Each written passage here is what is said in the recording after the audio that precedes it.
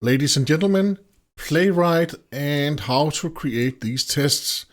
It has never been easier, and the documentation is awesome with Playwright. But if you are too lazy to read all of the documentation and to actually, and to actually write these tests by yourself, then it has never been easier, because you can generate this with there's a built-in recorder that you can use.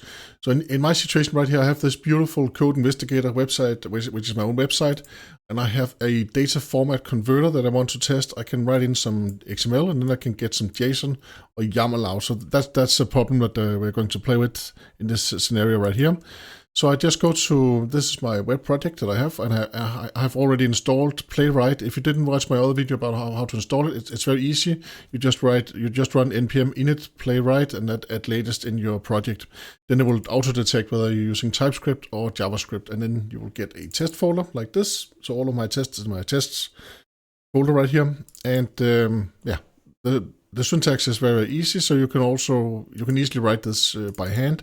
But let us say that you want to create something a bit faster.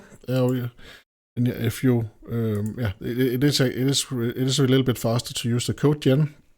Then you can run the command npx playwright codegen and then the URL. You don't have to include the URL actually. What will happen now is when I run this, then I will get a new browser. So this is my local test server at port 5173. I'm using Vite. And here we have the test.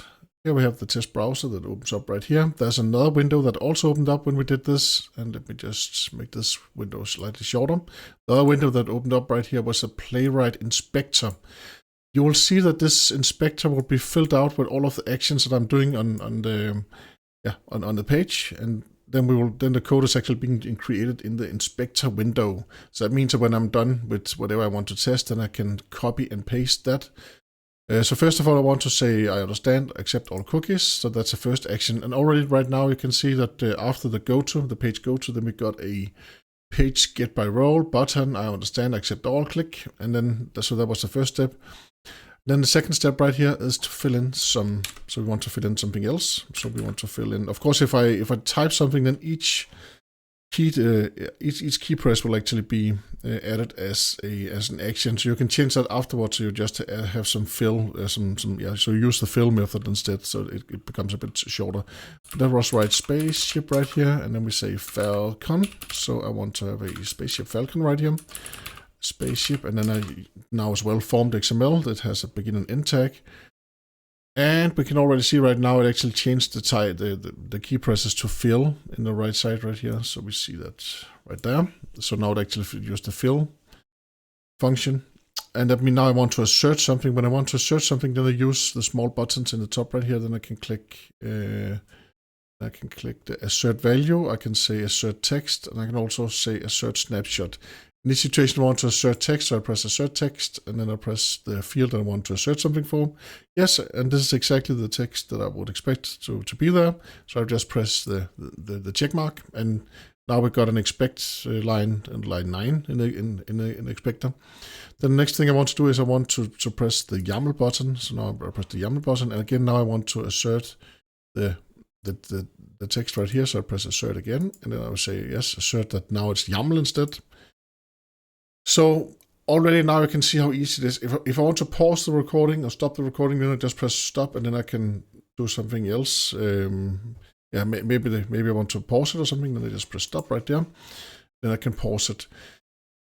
You can also pick a locator. That means that then you can choose what kind of locator. If you don't know what a locator is, then that is how we actually getting each element on the page. Right here we can use a locator by role. By role, then you say I want a text box, and it has this name right here. You can also say it has this text value or whatever. The best way to get these to use locators is actually to use the data test ID. I've not done it on this page right here, but and that's also why it's good for this example right here. But you can actually add the data test IDs. I did that for the SB banner right here. So if I go to SB banner, right click and inspect, then you can see on my page on this element right here, I actually have a data dash test ID banner input field. and then it's much easier to fetch this. It's much easier to locate this than if you have to use the get by role. Then you can use get by test ID instead, which is much more specific. It also means that if I reorganize my page, then if I use data test ID, then my test will probably still work. Okay, but now we have the test right here, and then I will just say I'll just mark all of it, or I can press copy up here. Then I go back, and then I can go back to WebStorm right here. Then I can create a new file. I can create my new test right here, and this is my JSON data format test, and I don't have to call it test because it already has its postfix with spec for specification, and then TS for TypeScript. Add right here.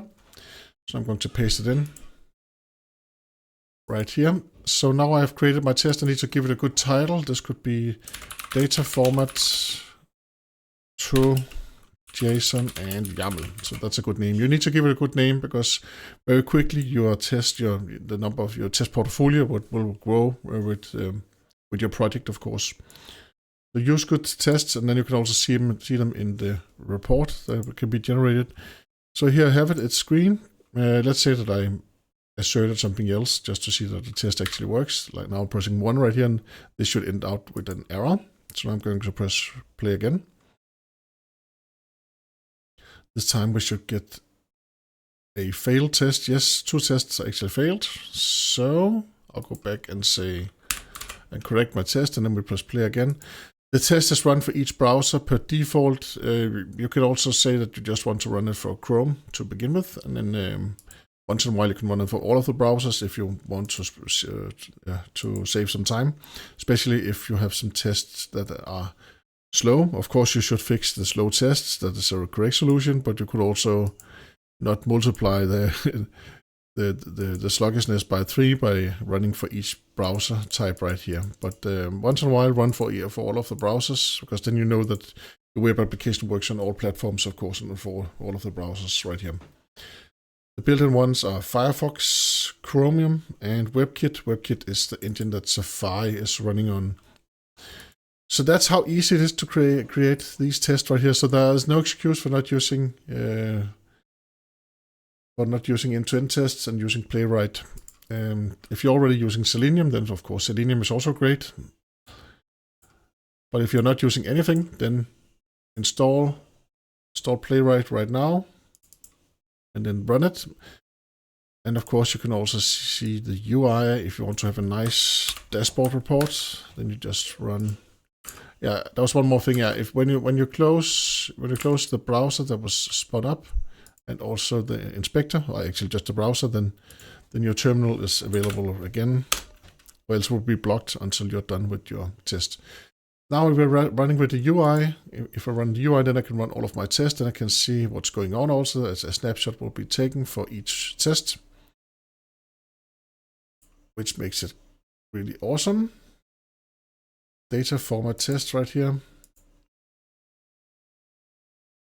Of course, sometimes the more tests that you actually create, the easier it will be to actually find the problem and issue and fix. You saw that I had multiple asserts right here, or expectations right here. Sometimes you want to split those into multiple tests. So then it's easier. If someone says that the data format to JSON and YAML test does not work, then you have to look at 2 places, both where we are trying to convert to JSON, also where we're converting to YAML. But if you had one test that said data format to JSON, and one that said data format, another one that said data format to YAML, then you would know which test that breaks, and then there's only one place to look. Okay, but there's also a little bit overhead of actually starting up the test and navigating to the URL, so you also have to take that into consideration.